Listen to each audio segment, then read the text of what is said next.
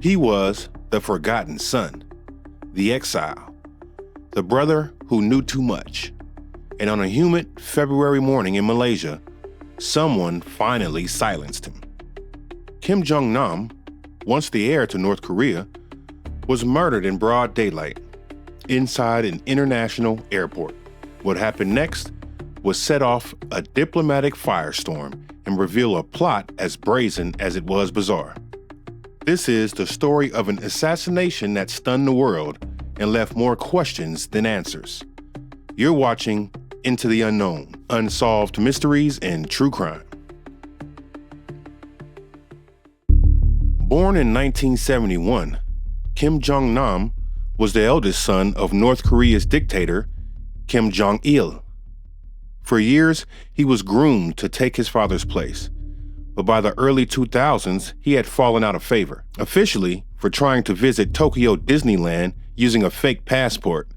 Unofficially, it was something far worse. He had started talking about reform. By 2003, Kim Jong-nam was in exile, living between China, Macau, and Southeast Asia. He gambled, he drank, he spoke to foreign media, and eventually he became a CIA asset. To his half-brother, Kim Jong-un, now supreme leader, Jong-nam wasn't just a problem, he was a threat. It was supposed to be a routine morning. Kim Jong-nam had just returned from Langkawi Island and was headed to Macau. He walked into Terminal 2 at Kuala Lumpur International Airport shortly before 9 a.m., unaware he was being watched. Within minutes, he'd be dead. As Jong-nam approached the self-checkout kiosk, two women closed in. One rubbed a liquid across his face. The other pressed the cloth to his mouth. To onlookers, it looked like a prank. To Kim Jong-nam, it was the moment everything changed. The substance was VX, a banned chemical weapon so lethal, even a few drops can kill within minutes. Jong-nam stumbled to an airport counter, desperate for help. 누군가 나를 잡고 내 얼굴에 무언가를 뿌렸어요. Then he collapsed. By the time paramedics reached him, he was sweating, convulsing, and losing consciousness. Doctors tried atropine. They tried to stabilize his heart, but it was too late. Kim Jong-nam was pronounced dead within 20 minutes. In his backpack, $100,000 in cash, 4 fake passports, a laptop, and evidence of a covert relationship with the CIA.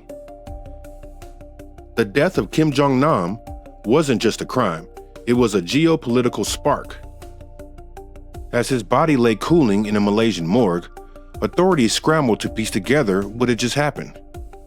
The scene, an international airport. The weapon, VX nerve agent, a chemical weapon banned in nearly every country on the earth. But North Korea had never signed this treaty. Malaysian police moved quickly.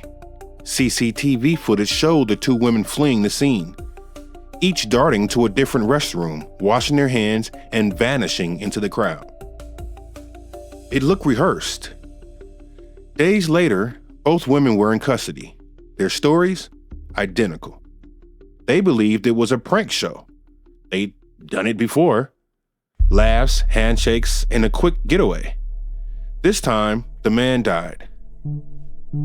Siti Aisyah, a massage worker from Indonesia. Duan Thi Hong, an aspiring actress from Vietnam. Neither fit the profile of a trained assassin, but the chemicals on their clothing didn't lie. Then came the twist.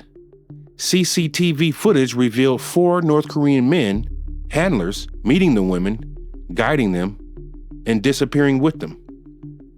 Within hours of the murder, those men boarded planes and vanished. They traveled to Pyongyang. Malaysia issued warrants, Interpol notices.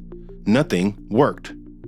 The men were gone, protected by diplomatic immunity, safe behind the wall of North Korean silence. One North Korean national was arrested, an IT worker. He denied everything. Eventually, he too was released. The trial began in 2017. The charges, murder. The penalty, death. But almost immediately, the case unraveled. Evidence showed the women had rehearsed the act multiple times, that they were coached, that they were paid small amounts, that they thought it was all just a game. Neither woman wore gloves, neither had any protective gear, yet both survived exposure to VX. Experts argued they couldn't have known. They wouldn't have survived if they did. The court slowly came to agree. First, Sidi Aisha was released. Then, Duan Ti-hung's charge was reduced. She pled guilty to a lesser offense and was freed months later. No one else was ever prosecuted. What really happened? Kim Jong-nam was living under an alias. He carried multiple fake passports. He had been meeting with CIA operatives. His bag contained over $100,000 in cash. And just months before his death, he sent this message to his friend: "I think my life is in danger." To many intelligence analysts, the message was clear. This wasn't a rogue operation. This was a state-sanctioned hit. A hit ordered by the one man who stood to gain the most, his half-brother, Kim Jong-un. The assassination triggered a diplomatic crisis. Malaysia expelled the North Korean ambassador. North Korea blocked Malaysians from leaving the country. Sanctions followed, and the U.S. relisted North Korea as a state sponsor of terrorism. Kim Jong-nam's body was quietly returned to North Korea after no family stepped forward. His son, Kim Han-sol, reportedly identified the body through DNA and then disappeared. To this day, many believe he lives in hiding, protected by Western intelligence agencies. Kim Jong-nam didn't die in a secret bunker or on some shadowy battlefield. He died in the middle of an airport, in front of security cameras, travelers, and families. It was a message broadcast in plain sight. No one is untouchable. But behind the headlines and arrests, the deeper questions still linger. How many others knew? How far did the plan reach? And just how many hands were needed to make one man vanish from history? There are no clear answers, only the silence and the fear that somewhere, someone else is already marked. You've been watching Into the Unknown, Unsolved Mysteries and True Crime. If this story gripped you, like, subscribe, and turn on notifications. And in the comments, tell us, was this a lone act of terror or a move in a global game of chess?